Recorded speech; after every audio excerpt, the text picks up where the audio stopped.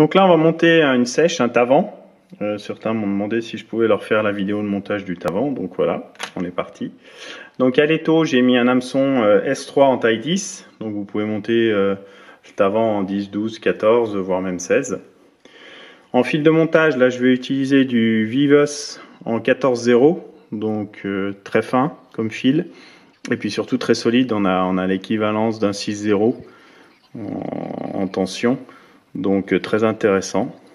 Donc on part, on fait notre hampe en fil de montage et on va aller descendre un petit peu dans la courbure.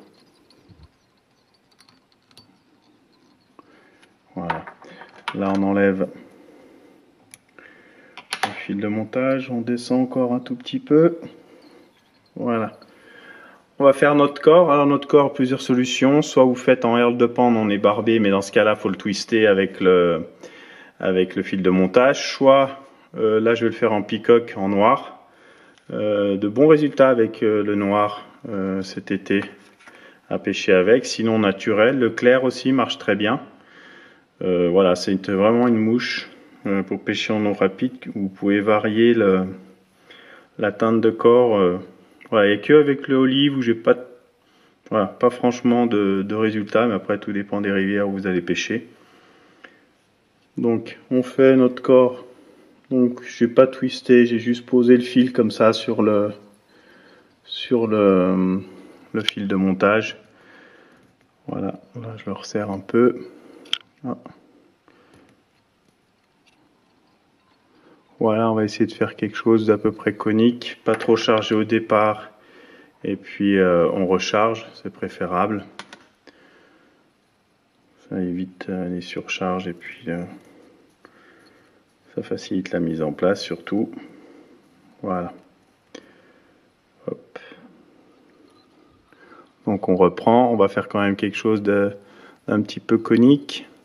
Voilà, on n'avance pas trop parce qu'on a pas mal de matériaux. On serre bien à la fin nos dernières fibres. Voilà. Très bien. Ensuite, on va prélever un peu de chevreuil pour faire notre aile. Donc chevreuil naturel.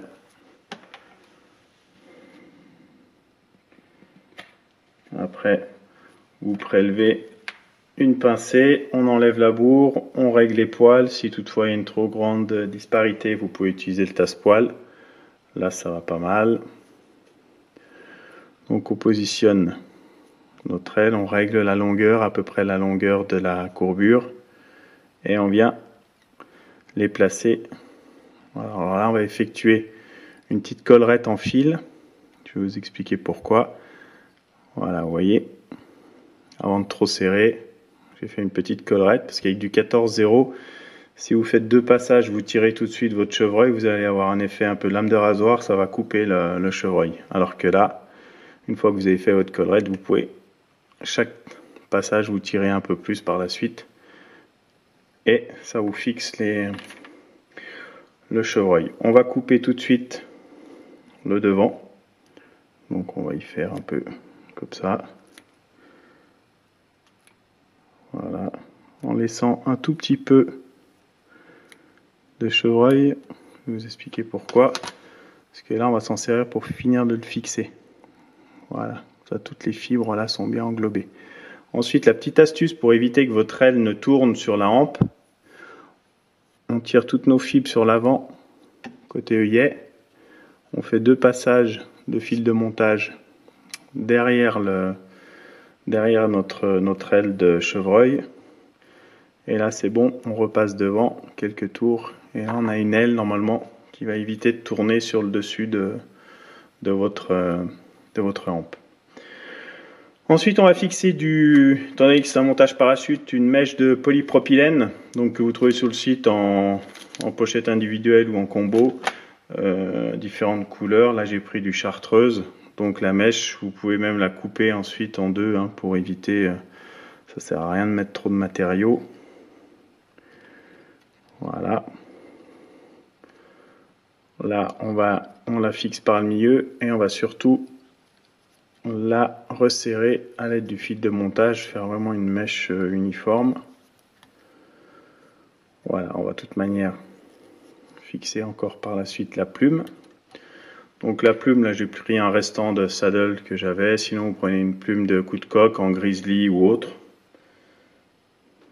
Et puis vous parez la base de la plume, voilà, qu'on va venir mettre en place juste à côté de l'œillet et bien la fixer à la base de notre mèche. Voilà, j'enlève le doigt, ça ira mieux, voilà comme ça. Ensuite on répète l'opération comme pour coller les deux morceaux de fibre. On va faire quelques tours de fil de montage autour de la mèche et de la plume. Cette fois la plume est englobée à l'intérieur. On monte assez, on va dire 3-4 mm.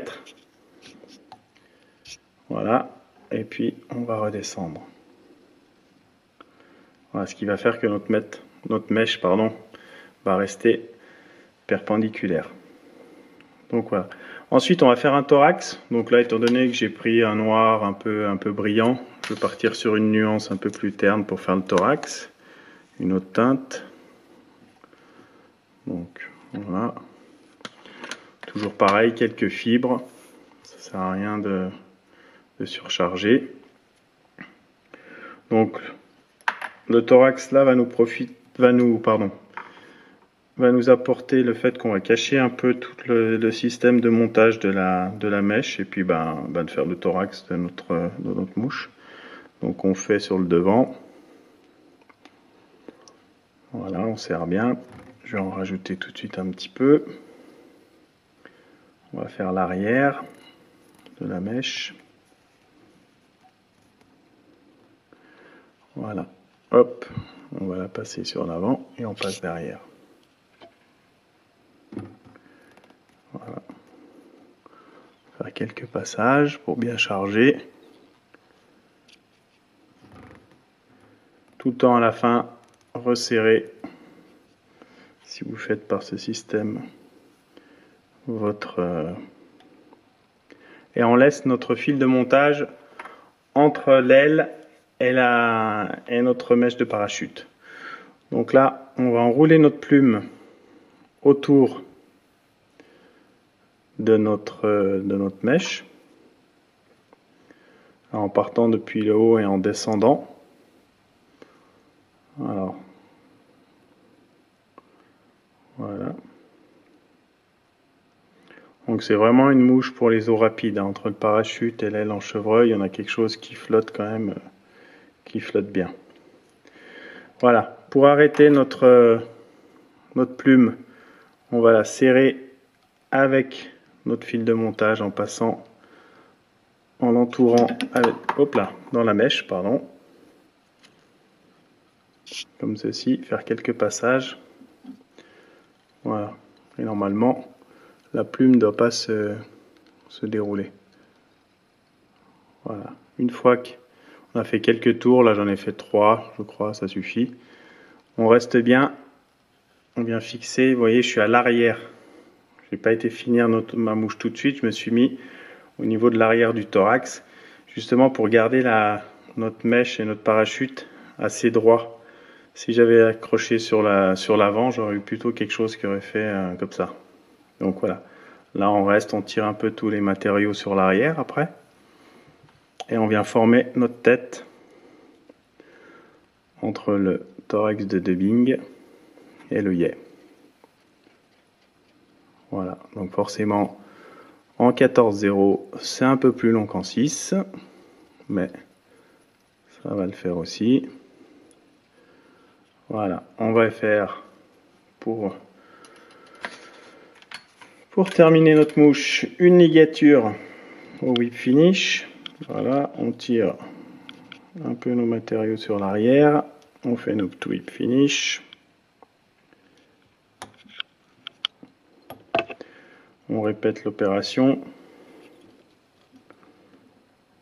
Voilà, on tire nos matériaux et on fait notre whip finish. Voilà. On coupe notre fil de montage. Bon, j'ai juste limé un peu l'arrière du whip finish. Ça évite de prendre les ciseaux à chaque fois. Donc là, on va couper notre plume et notre polypropylène à longueur, voilà. Et puis la plume, vous écartez un petit peu votre ciseau, vous cherchez le rachis, et normalement, ça se fait tout seul. Donc voilà, là on voit qu'il y a quelques poils qui ont fait de la résistance. Et voilà, donc vous obtenez le tavan, un tavan. Voilà, moi c'est celui que j'utilise.